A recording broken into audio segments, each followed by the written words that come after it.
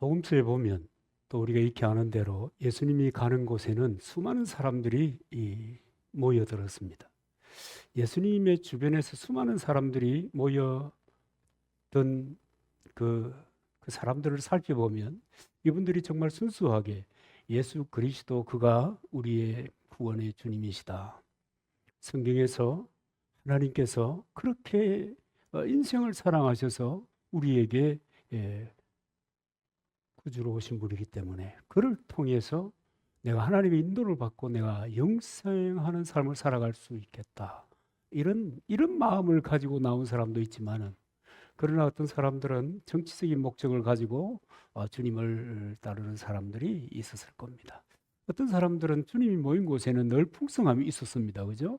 말씀에 대잔치가 있었는가 하면 오병이어에서 보는 것처럼 굶주림을 해결할 수 있는 이런 또 시간이 되기도 했습니다. 그래서 경제적인 문제로 따라온 사람도 있었을 것이고, 또 어떤 사람들은 이 종교적인 입지를 그리스도를 통해서 한번 세워볼 마음을 가지고 예수님 주변에 이렇게 몰려든 사람들이 있었을 거다 하는 생각이 듭니다.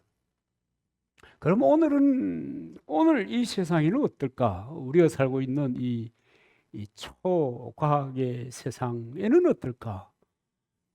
정말 우리는 영생과 이 땅에 살면서 하나님의 축복을 받으며 하나님 인도를 받으면서 살기를 원하는 마음으로 주님의 주변에 얼쩡거리며 주님을 따라가고 있는가? 그러나 어떤 사람들은 초기 이 주님을 따르던 무리에서도 생각할 수 있었던 그런 목적을 가지고 교회를 출입하는 사람들이 많이 있을 수 있겠다. 모르니까 있을 수 있겠다. 그런 생각을 하게 되는 겁니다. 참 다양한 소원들을 가지고 주님 앞에 나오는 겁니다. 그들의 동기가 순수했던지 어떤 다른 목적을 가졌던지, 그럼에도 불구하고 주님 옆에는 늘 사람들이 모였더라라고 하는 겁니다. 그런데 주님을 따르면서 점점점 경험하게 되는 것은 그분은 너무 큰데 나는 너무 초라하다는 거예요. 그분은 너무 위대한 것 같은데 나는 너무 부족하다는 그런 느낌을 받게 되는 거예요. 왜 그럴까?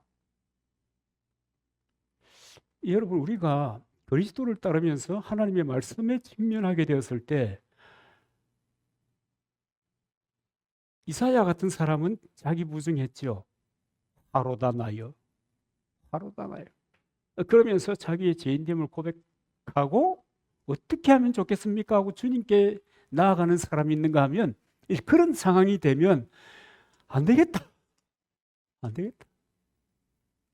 나는 나의 길을 가야겠다. 이렇게 생각하는 사람들이 아마도 있을 것입니다. 정말 주님과의 친밀한 그 관계 속에 나가면 나갈수록 내가 너무 천하다. 이런 생각을 하는 거예요. 안 그랬겠습니까? 여러분, 예수님은 뭐든 완벽하게 일을 수행했습니다. 병자를 만나면 그저 뒤탈도 없어요. 뭐 지금처럼 없어요. 그냥 한 번에 그냥 정리하시는 겁니다. 문제를 만났다? 이 문제를 한 번에 정리하는 겁니다. 여러분, 귀신 들린 사람을 만나잖아요. 한 번에 야 가라. 그러면 딱 정리가 되는 거예요. 예수님과 가까이 지냈던 제자들을 그들도 그 문제 앞에서 한없이 작아지는 거예요. 처음에는 그들도 귀신도 쫓았어요. 그죠? 병도 나섰잖아요. 많은 사람의 주목도 받았잖아요. 그런데 어떨 때는 전혀 귀신도 말발을 세워주지 않는, 질병도 여전한, 심지어는 자기 문제조차도 어쩔 수 없는 그런 상황에 있는 것을 보면서 정말 작다, 정말 부족하다, 그리스도는 정말 위대하다, 그런 생각을 갖게 되는 겁니다. 그런데 여러분, 왜 그런 생각을 갖게 했을까? 근원적으로 그리스도는 하나님이십니다. 예수 그리스도는 하나님이시고 그분은 전능하시고 전지하시고 우리가 상상할 수 없는, 우리가 어떻게 상상하겠어요, 하나님을? 그래서 기록된 곳에 드러난 하나님의 모습을 이 성경을 통해서 그분은 이런 분이시구나. 그분은 이것을 좋아하시는구나. 그분은 이것을 싫어하시는구나. 그분과 함께라면 뭐 하는 이런 생각을 가질 뿐이지 그죠. 근데 여러분, 그런적으로는 이런 겁니다. 문제가 뭐냐면요. 믿음의 순도가 다르다는 거예요. 예수 그리스도의 믿음은 절대적인 믿음입니다. 순도 100%에. 그런데 그를 따르는 사람들의 믿음은 한없이 섞여 있는 거예요. 희석이 되어 있는 거예요. 여러분, 믿음이 문제인 겁니다. 믿음이 문제예요. 여러분, 우리 교회에서는 늘 그런 얘기 하잖아요. 믿음이 문제입니다. 세상의 어떤 상황이 문제가 아니라고요. 우리가 하나님의 말씀을 쫓아가는데, 내가 믿음의 삶을 살아가는데, 여러분, 저도 동일한 거거든요. 이 시골에서 사역하는데 동일한 문제예요. 상황이 문제가 아니에요. 어떤 사건의 무게가 문제가 아니에요. 그것을 보는 나의 믿음이 문제인 것입니다. 믿음이 문제입니다. 그리스도는 위대한 믿음이었습니다. 그런데 나는 너무 초라한 믿음인 것입니다. 여러분, 우치무라 간조 일본 신학자입니다.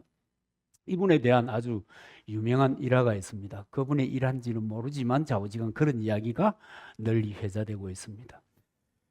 그해 일본의 가뭄이 깊었습니다. 그래서 농사를 짓는 사람은 기우제를 털어야 한다고, 굿을 해야 한다고 난리법석이었습니다. 실제로 기우제도 있었고 굿하는 것도 있었습니다. 우치무라 간조가 아이들과 함께 아침밥을 먹으면서 기도하는 겁니다. 여러분, 환경이 그러니까 기도하지 않겠어요? 하나님 아버지, 오늘 비를 내려 주시옵소서. 여러분, 너무 잘 아는 이야기죠? 오늘 비를 내려 주시옵소서. 하나님 비를 내려 주실 줄로 믿습니다. 예수 이름으로 기도합니다. 밥 먹고 아이들이 이제 학교로 가는 거예요. 그 큰아들이 6학년이었던 모양입니다. 6학년 큰아들은 별 생각 없이 챙겨가지고 나가는데 3학년짜리 그 동생이, 이 둘째가 아빠 우산! 무슨 소리 하냐, 날이 이래 좋은데. 에이 우산! 기도했잖아. 오늘 비가 올 줄 믿습니다 하고 기도했잖아. 우산 줘.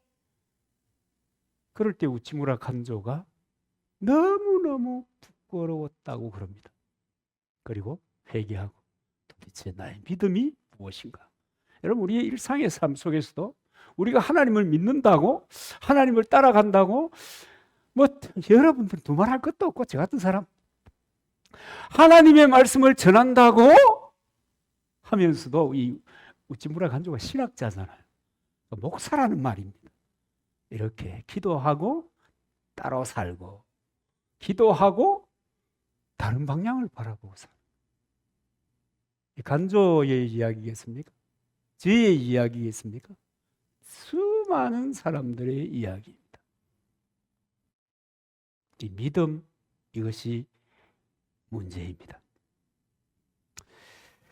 예수님의 믿음 정말 완전하고 위대합니다. 그래서 능력이 있습니다. 그러나 제자들의 믿음은 시원치 않습니다. 순간순간 나약해지고 비겁해지고 실망하고 절망합니다.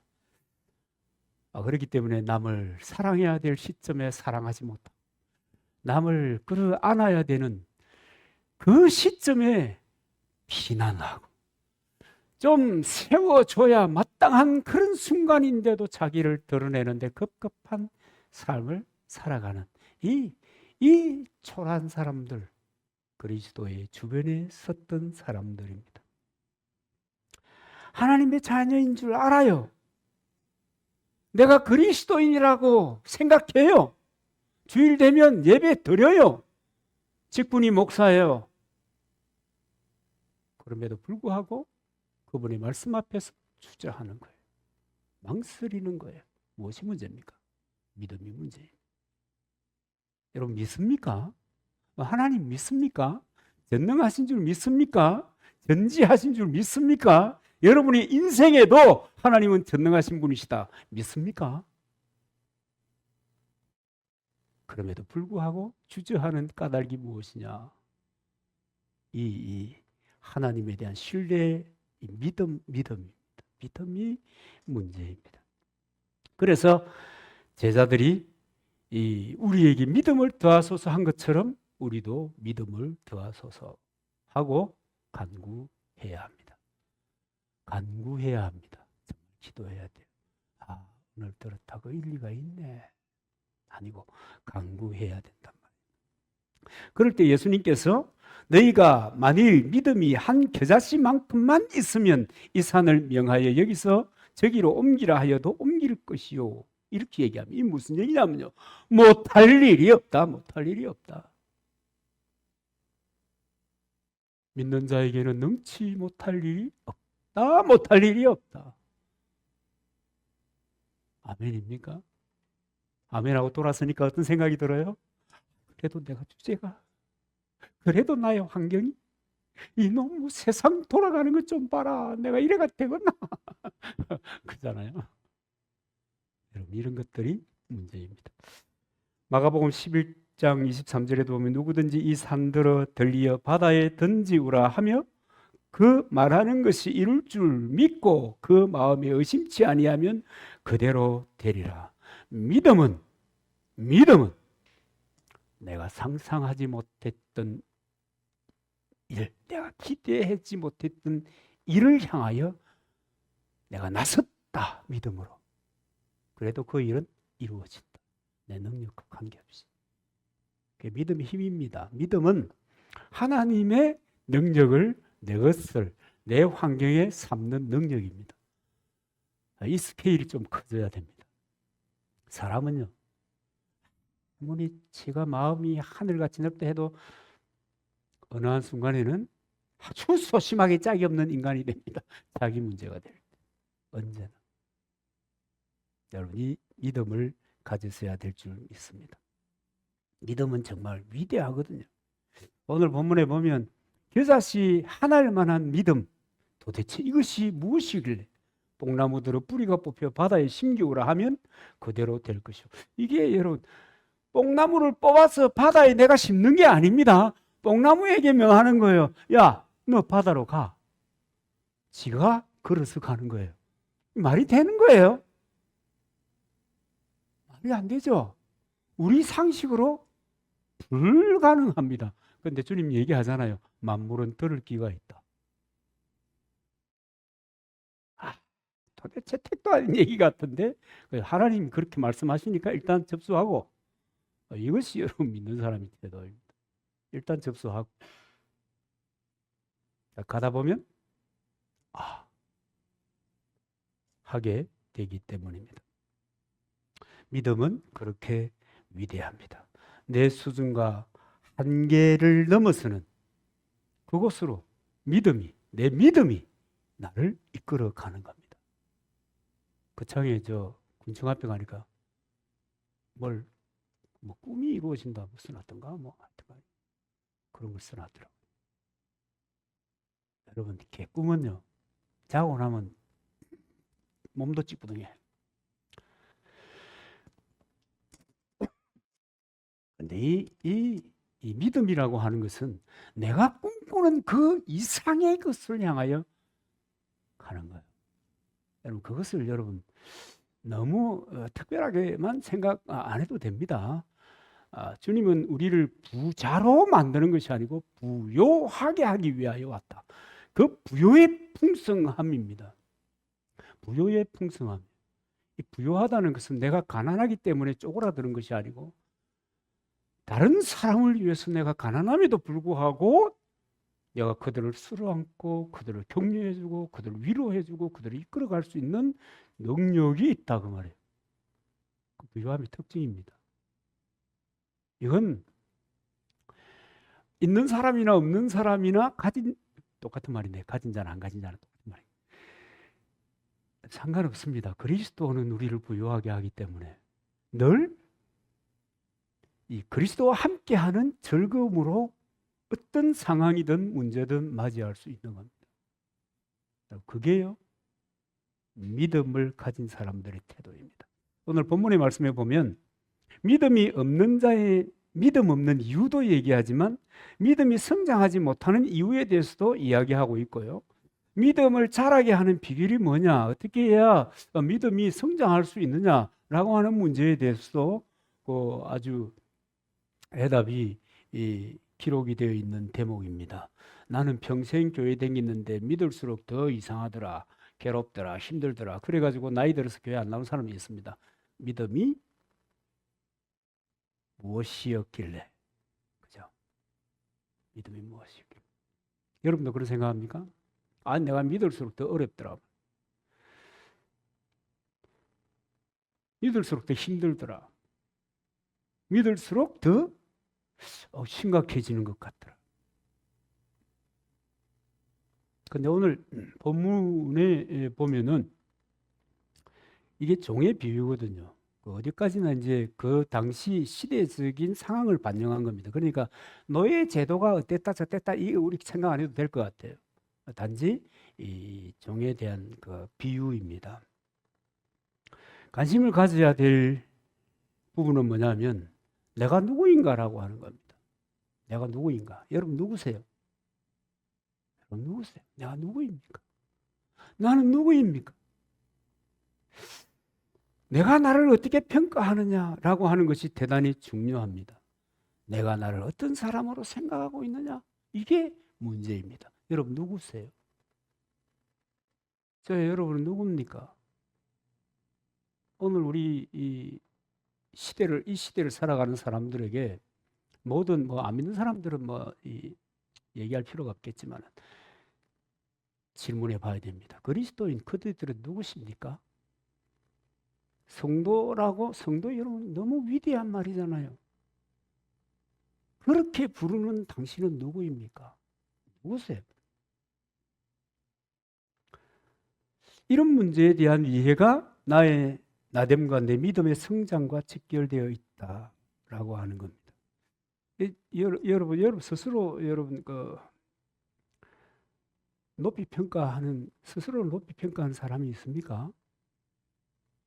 다른 사람이 높이 평가해 주면 고마운 일이지만 자기가 높이 평가하는 사람이 있습니까? 이 사람들은 생각이 많아요. 고민이 많아요. 108번 내가 막 왔다 갔다 하는 거예요. 108번 내라고 하니까 그렇긴 하다만 하여튼 간에 고민이 많아요. 왜냐하면 내가 나를 생각하는 만큼 환경이 사람들이 생각 안 하잖아요. 여러분 그런 생각해 보셨습니까?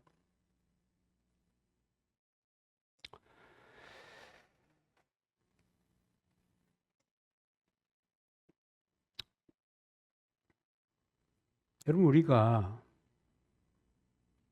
그 믿음을 얘기할 때 저는 그 수술 이야기가 자꾸 생각이 나거든요. 제가 이거 6개가 하루 만에 싹 빠져버리는 바람에 그러니까 내려앉아 버린 거죠. 그 바람에 발음이 센 설교를 아마 들었던 기억이 있을 겁니다. 근데 이제 그 처음에 이제 치과 수술을 자주 했잖아요. 아주 자주 했어요. 이거 흐르고 나니까 저거 흐르고 뭐 그래가지고. 근데 한 번은 이제 그 수술을 해야 될 사람이 이 마취를 하지 않고 다른 의사가 마취를 했어요. 뭐 여러 군데 마취 다 합잖아요. 근데 이 마취가 잘 안 된 거라. 그래서 이제 임플란트를 하려고 기구를 대는데 제가 기겁을 했잖아요. 여러분 생살에 이게 칼이 들어오니까 기겁을 했잖아요. 그러니까 그 의사가 뭐라는 줄 아세요? 안 죽었네. 덜 죽었네. 그러면서 마취약까지 오라 그래가지고 충분히 했어요. 그러니까 하나도 안 아프더라고요. 안 죽었네. 이것이 여러분 대단히 중요한 이야기입니다. 왜 그렇게 우리 인생에 아픈 것이 많고 어려움이 많고 원망도 스트레스도 많으냐? 안 죽어서 그래요. 안 죽어서 그래요. 완전히 죽었으면 아픔도 없었을 텐데 고통도 없었을 텐데 결국은 뭐냐면요. 덜 죽어서 못 자라는 거예요. 죽어야 믿음이 자랄 텐데. 예수님이 이렇게 얘기하잖아요. 아무든지 나를 따라오려거든 자기를 부인하고 자기 십자가를 치고 나를 따를 것이다. 자기를 부인한다는 말은 자아의 죽음인데, 여러분 예수 그리스도의 십자가에 그분이 달리신 것이 내가 이입되잖아요. 나도 그분과 함께 십자가에 달려서 죽고 그분과 함께 부활하고, 여러분 이거거든요. 그분과 함께 십자가를 지고 죽어야 사는 역사가 일어나는 거예요. 여러분 십자가 지셨어요? 십자가 지 보셨어요? 십자가에 달려서 못 박히고 창에 찔리는 경험을 하셨어요? 여러분 십자가에 달린다는 말은 죽는다는 거예요. 그런 죽음이 있은 다음에 믿음이라는 것이 생기는 거예요. 죽어야 부활의 영광에 동참하는 거예요. 근데 살아있으니까, 세월이 감에도 불구하고 살아있으니까 내 믿음이라고 하는 게 성장할 수가 없죠. 왜냐하면 믿음의 씨가 발아하지도 않았는데 뭘 자라고 말고 할 게 있어요. 근데 왜 교회에서는 이것을 강조하지 않느냐? 그래서 그리스도인들이 십자가에 죽는 영적인 경험을 할 수 있도록 도와줘야 하는데 왜 이것은 피해가느냐? 여러분 신앙이라고 하는 것은 신념이 아니잖아요. 내 고집도 아니고요. 내 굳은 마음이 좋은 믿음으로 드러나는 것도 아니에요. 죽어야 이 믿음이라고 하는 것이 생겨나고 자라게 되는 것입니다. 여러분 내가 누구입니까? 내가 도대체 누구입니까? 내가 얼마나 가치가 있는 사람입니까? 여러분 한번 돌아보시기를 바랍니다. 사도 바울은 자기의 명함에 이렇게 써놨어요. 나는 죄인 중에 괴수다. 자기 명함에 나는 죄인 중에 괴수다. 그리고 자기는 가장 작은 자다. 폭행자다. 그리고 만물의 찌꺼기와 같은 자다. 그런 존재다. 그러니까 이 사도 바울이, 여러분 사도 바울의 생애를 우리가 이 반추해 보면 바울이 얼마나 정말 심각한 인생을 살았습니까? 사실은 우리가 그리스도를 만나지 않은 상태에서 바울의 삶을 본다고 하면 뭐 때문에 그런 짓을 하고 사냐, 이 미친놈도 아니고. 뭐 때문에 그런 짓을 하고 사냐. 인생 한 번뿐인데 그렇게 고생스럽게 사냐, 뭐 그렇게 말할 수 있지만 바울은 그 고난과 고생에 대하여 감사하고요, 한거하지 않았고요, 그걸 해결해 보려고 아무것도 하지 않았어요. 나 같은 것이 주를 위하여 이런 상황을 경험하게 되는 은총을 감사합니다. 뭐 이를테면 그랬던 거예요. 그래서 내가 누구냐라고 하는 것이 굉장히 중요합니다. 내 명함에 누구냐, 나를 누구로 소개하고 있는가라고 하는 것이 대단히 중요한 겁니다. 이 바울의 편지에 보면, 로마서에 보면 맨 처음에 나오는 말이 바울로스, 둘로스, 그리스도 예수 뭐 이렇게 써놨는데, 예수 그리스도의 종 바울은 그렇게 자기를 소개하는 거예요. 예수 그리스도의 종이다. 여러분 종이 뭔 말인지, 그 시대의 종이라고 하는 것은 우리 시대의 노동자의 아니에요. 그 시대의 종은 심지어 죽을 권리가 없는 사람. 죽을 권리도 없는. 오늘 본문에도 나와 있잖아요. 바깥에서 힘들게 일하고 왔는데, 야 밥 해라, 밥 차려라, 밥 먹고 난 다음에 체하라. 말도 못하는 거야. 아무런 대응할 수 있는 뭐 어떤 것도 없는 거예요. 그런데 그런 자유도 없고 오직 순종만 있는 그 삶이 바울을 탁월하게 한 것입니다. 그분은 정말 탁월했잖아요. 많은 능력을 기대하는 사람들에게 손수건만 가져가도 그냥 그 엄청난 고통 가운데서도 주의 복음을 꿋꿋하게, 나 로마로 가야 되겠다.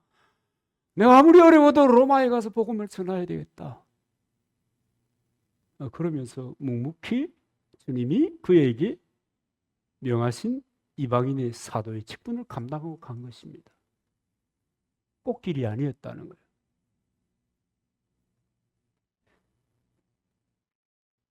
여러분,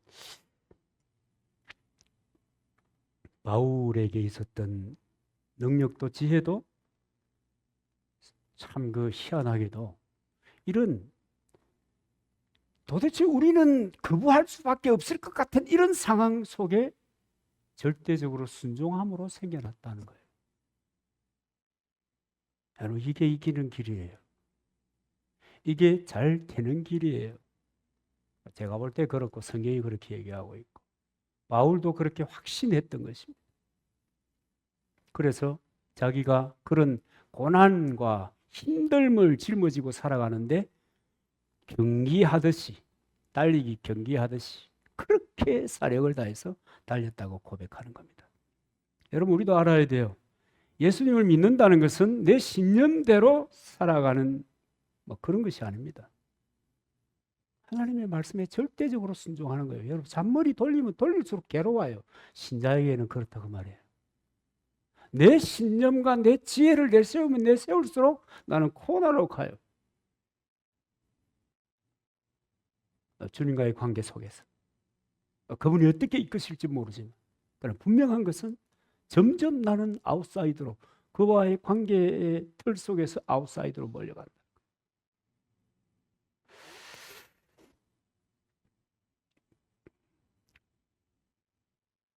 그래서 여러분, 이 겨자씨만한 이 믿음이라고 하는 것이 탁월한 영향력을 발휘할 수 있는 이유가 뭐냐면 그 시작이기 때문에, 온전한 믿음이 때문에. 완전한 믿음을 가지는 것이 중요해요. 그냥 안다. 온전한 믿음을 가지고 알아야 되는 거예요. 그럴 때 역사하는 힘이 있는 거예요. 그럴 때 여러분, 나를 이끌어 주는 거예요. 그 믿음이 나를 이끌어 주는데 내가 생각지도 못했던 곳으로 가는, 나는 평범하게 내 할 일 하면서 사는데 그분이 나를 그래서 탁월해지는 겁니다. 믿음으로 살면. 아멘. 그래서 무엇보다 중요한 것이 뭐다고요? 그리스도에 대한 믿음이에요. 온전한 믿음을 갖는 겁니다. 여러분, 이 무슨 씨앗이 심겼으면 발화를 해야 될 거 아니에요. 발화를 해야 여러분 기적이라는 게 일어날 거 아니에요. 여러분, 꽃들을 봅니까? 참, 꽃들을 보니까 신비하기 짝이 없어요. 나무들도 씨앗으로 발화해서 키우는 농장이 있더라고요. 얼마나 긴 세월이 가겠어요. 근데 씨앗이야. 보잘것없어. 근데 거기에서 얼마나 예쁘고 아름답고 놀라운 것이 성장하고 자라는지 몰라요. 죽어야 살아있으면.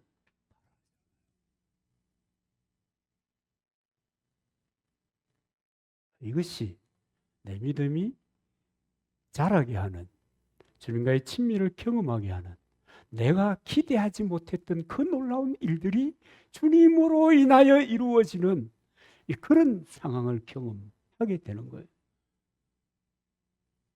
그래서 뭐 하자고요? 죽자고요. 죽읍시다. 죽어야 돼요.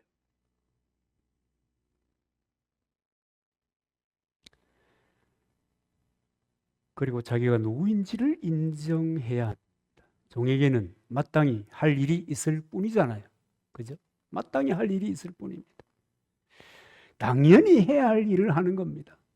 당연히 해야 할 일을 해야 되는데, 당연히 해야 될 일을 하지 못할 때는 말이 많아요. 변명하게 되는 거예요. 내가 왜 이런 일을 하지 않았는가, 못했는가에 대한 이야기를 주절주절 하는 거예요. 말이 많아졌다. 당연히 할 일을 하면은 다른 말 할 필요가 없을 텐데. 그래서 여러분, 대개의 경우에는 생각이 많은 것, 보다 행동할 때 그 생각이 정리가 되는 거예요. 그래서 옛날에 그런 얘기 있었죠. 어릴 때 그 먹고 사는 강의 같은 데 이렇게 가보면은 여러분도 그런 거 많이 들었을 거예요. 뛰면서 생각해라. 가만히 앉아서 생각하고 그 다음에 액션 하려고 하지 말고 가면서 생각해봐. 그러면 그것을 풀어갈 수 있는 키들이 자꾸 떠오르고 보이게 된다. 근데 그렇긴 그래요. 행동하면 답이 보이는 경우가 많습니다. 너무 여러분 골몰하지 마세요. 좀 편하게 사세요. 좀 편하게 사셔야 됩니다. 피에르 케고르라고 하는 분이 이런 얘기를 했더라고요. 참 공감이 간다 싶은데, 죄의 반대는 믿음이고 그 믿음은 순종이다. 죄를 이길 수 있는 길은 내 의를 내세우는 게 아니단 말이에요. 내가 나를 정당화하는 말을 해가지고 나를 합리화하는 이것이 전혀 아니라는 거예요. 선행을 쌓는 것도 아니에요. 일반적인 모든 종교는 그렇게 얘기하고 지도자들이 그렇게 얘기하죠. 그것도 아니에요. 단지 순종하는 겁니다. 단지 믿고 순종하는 거예요. 이것이 죄를 이길 수 있는